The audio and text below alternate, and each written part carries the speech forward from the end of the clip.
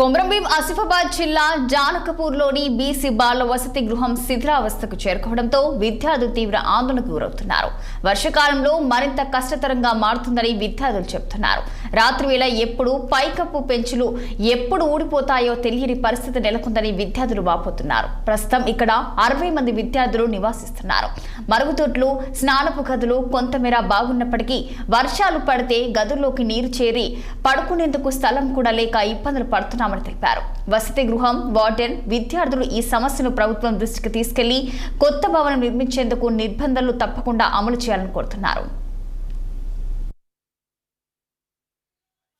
చూసినట్లయితే చాలా తీవ్రంగా ఉంది.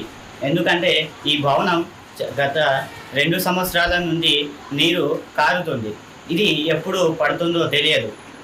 కాబట్టి పిల్లలు చాలా ఇబ్బందులకు గురవుతున్నారు. ఇది కూలినట్లయితే పిల్లలు వారి జీవితాన్ని కోల్పోవాల్సి వస్తుంది. దీనిపై ప్రభుత్వం మంచి నిర్ణయం తీసుకొని కొత్త భవనం మాకు నిర్మించాలని కోరుతున్నాం. బీసీ హాస్టల్ మొత్తం కూలిపోతుంది. గవర్నమెంట్ తొందరగా స్పందించి కొత్త హాస్టల్ కట్టాలని ముఖ్యం. మా వసతి గృహంలో దాదాపుగా విద్యార్థులు 60 మంది వరకు ఉండడం జరుగుతూ ఉన్నది. మా వసతి గృహంలో 10 గదుల వరకు ఉన్నాయి. ఈ 10 గదులలో దాదాపుగా 4-5 గదులు పూర్తిగా శిథిలావస్థలో ఉండడం జరుగుతుంది. ఈ వర్షాకాలంలో కొద్దిగా ఇబ్బంది ఎక్కువగా అవుతూ ఉన్నది. వర్షం వచ్చినప్పుడు లోపలికి నీరు రావడం జరుగుతున్నది. విద్యార్థులు పడుకోవడం కానీ చదువుకోవడం కానీ కొద్దిగా సమస్యలలోనే ఉంటుంది.